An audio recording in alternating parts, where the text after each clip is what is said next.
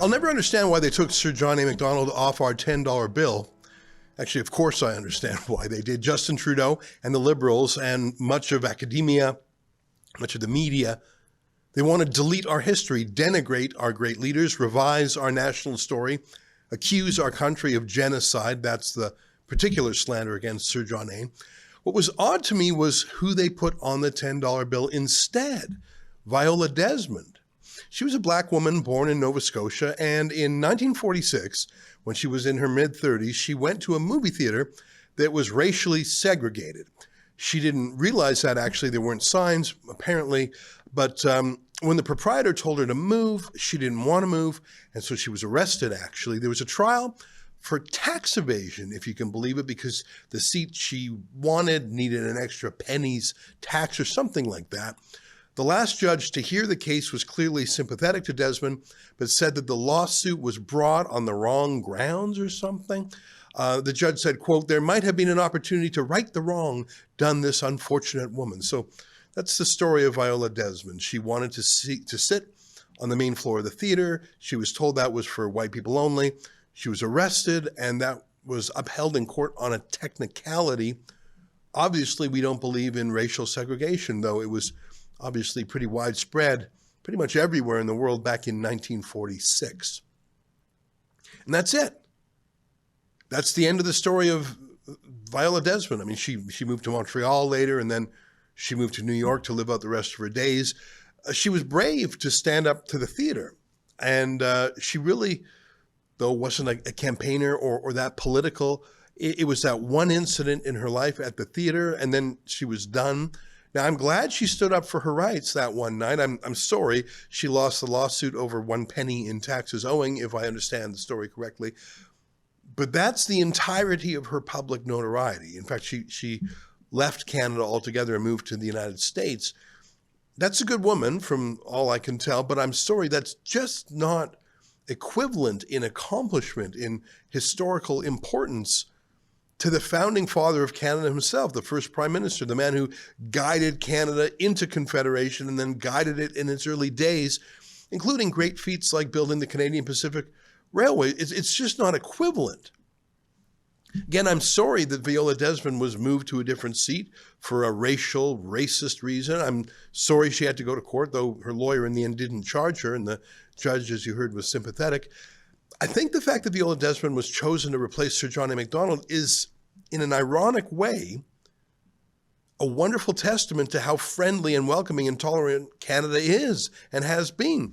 If that is the worst case of racial persecution you can find, if they scoured the history books for a civil rights hero fighting against injustice, and that's what they settled on, well, I'd say Canada's a pretty great place if that's our worst moment as a country. Now, there have been other moments, like interning the Japanese in the Second World War.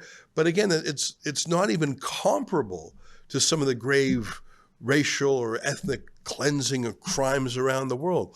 Now, I happen to know, as you do too, that in fact Canada was the destination for so many black people in the Underground Railway, runaway slaves, or free black men and women coming up to Canada. So in fact, not only were we not a blemished country, we were the place everyone tried to get away from slavery. I got nothing against Viola Desmond. Like I say, in that moment, she did the right thing, but she really wasn't, say, like Martin Luther King Jr., who made an entire life out of serving and freeing black people, and in the end, he was assassinated for it. She ended her days naturally in New York decades later. She was chosen not because she is a powerful figure in history. She was chosen for the opposite reason, to replace a powerful figure in history on our $10 bill, to deracinate our country, to pull it out by the roots, to undo our past, to smear our past, to recast our past as embarrassing. And every time someone looks at the $10 bill now and sees her instead of our actual national history, you know why. There's a war on against Sir John A. Macdonald. He's torn down everywhere, by governments mainly, sometimes by mobs. Here in this case, they were tearing down Queen Victoria outside the Manitoba legislature. By the way, that statue is still down, and it will actually never go back up. Just this week, some 4 years after the vandalism, They've announced a new plan for a new statue. Oh, who will it be? Will it be a founding father? Will it be Queen Victoria? No. Let me quote the newspaper. The Manitoba government is looking for design teams to help build a new statue on the front lawn of the legislature. Wait for it. The government announced plans a year ago to have a monument of a mother bison and her child erected in the spot where the statue of Queen Victoria had been torn down by protesters in 2021. Got it. A bison. Like I say, tear down the real past, tear down our leaders, our heroes. Queen Victoria, one of the most powerful women in history. You want to put a woman on a $10 bill? Put Queen Victoria on there. I mean, not just a queen, an empress. No, they would prefer a bison and all the meaning that has. Like I say, tear down the real past, recreate a fake past or a meaningless past. If you have read 1984 by George Orwell, you'll know the phrase, he says, who controls the past controls the future. Who controls the present controls the past. Think about that. Destroy our history, make it a void, and then fill it up with whatever you want. That's how you control the country. That's what the stripping down of Sir John A. and Queen Victoria is all about. That's what the ridiculous renaming of Young Dundas Square in Toronto into Sankofa Square is about. That's what renaming Ryerson University into Toronto Metropolitan University is about. Destroy the past so you can control the future. Anything can fill the void that you've just left, by the way. Defame Christian churches by falsely claiming they were part of a genocide, falsely claiming that there are hundreds of children buried in mass graves, a complete hoax. You're about to be a parent. What was it like going through the unmarked graves? I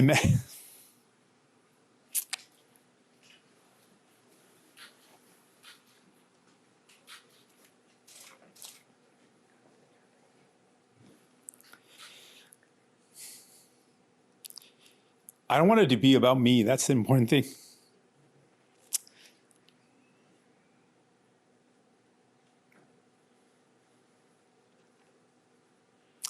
So of course it hit differently. It hit differently being a parent, for sure. But again, it's not about me. It's about Indigenous communities. And it's about what we've got to do for them. And it's about what this means that a country killed its own people. So it's not about me being a parent. It's about Indigenous people being denied justice, being denied dignity. What does Jagmeet Singh care about our past? He wants to control the future, doesn't he? And it suits him to defame Canada's past, especially Christian churches. More than 100 churches have been burned or vandalized. If that were mosques, we'd be under martial law again. The government would be on the warpath, but it's just churches. So what? And into that void, destroy history, destroy religion, pour anything, environmentalism, Palestinianism, anti-Semitism, wokeism, transgenderism, whatever you want to put into people's minds and hearts instead of our real history and truth and patriotism, because you've destroyed those. All which brings me to this quick moment yesterday when Toronto's pro-Hamas mayor hoisted the Palestinian flag at Toronto City Hall.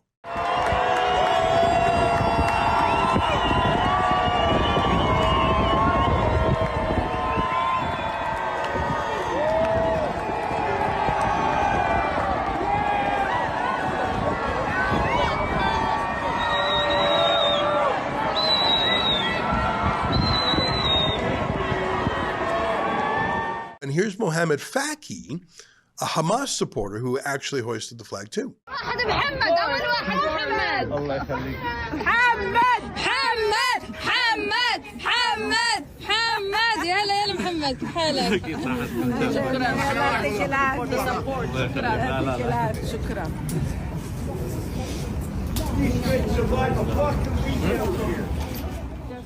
Zohan Mandani became mayor of New York City in part because of people born outside of America who brought their anti-Americanism, or at least their tribalism, with them to New York. New York is about 36, 37, 38% foreign born. In Toronto, that number is much higher. Toronto plays in our country. It's in many respects the best of Canada because it's all of Canada in one place. As you know, virtually half of the people in the greater GTA were born outside this country. You wouldn't know it. You would know because they quickly become Canadian. We're enriched by them. And that's true of our country as a whole. It's always been true of our country. And of course, Toronto is center of finance, of culture, of business, huge entrepreneurship here. So there's so many things that make Toronto unique, relatively unique. It's the sum of them all being together in one place, I guess. But the nature of it and the genius of Toronto is the genius of Canada. But there were some Canadians who attended yesterday to counter-protest the Palestinian flag raising peacefully. They didn't go stomping through Muslim neighborhoods like the pro-Hamas thugs did to Jewish neighborhoods, terrifying homeowners. Her population is dwindling by the second. Genocide no more! Go fuck yourself. This is public, this is public. You don't own it. This is not... Get lost. We're gonna stand here, we're gonna stand here. Guys, just go. Let's go. Yeah, you teach your kids how to kill babies? Yeah? A Zionist? The pro-Hamas folks love to shout at Jews, shout insults, shout threats. They often have a PA system, no permit, of course, no police hassle, of course. They just shout anti-Semitic tirades at people. But look at what happened when one old stock Canadian turned on a PA system to play Canada's anthem.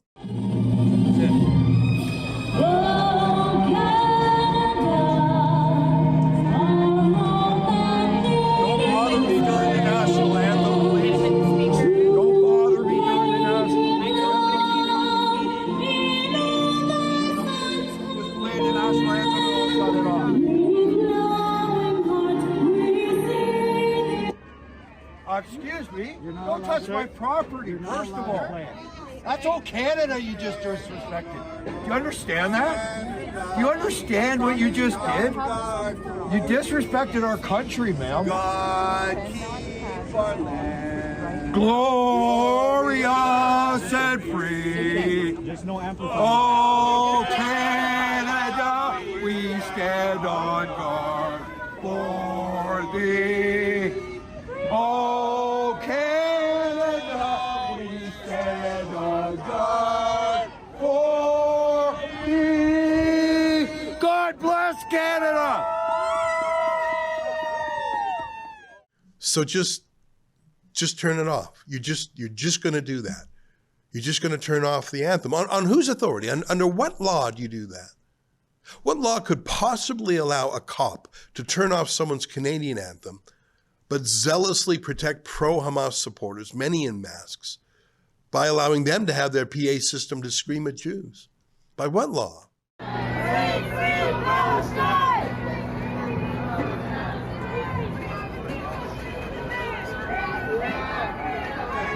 They're waving the Palestinian flag not because it's a country, it's not. They're waving the Palestinian flag precisely because it's anti-Israel, it's anti-Canada, just like they are. I don't think they actually really even care about Palestine as a country. Trump has offered Gaza a new future, just like Bill Clinton did, just like half a dozen peace proposals has done, just like the United Nations did back in the 1940s. I don't think they actually care about another Arab or Muslim country. There are already more than 50 of them. This isn't really about making another state for the Palestinians. I think it's about destroying a state, Israel. And in Canada, I think it's about destroying our country too, our history, our beliefs, our heroes as well.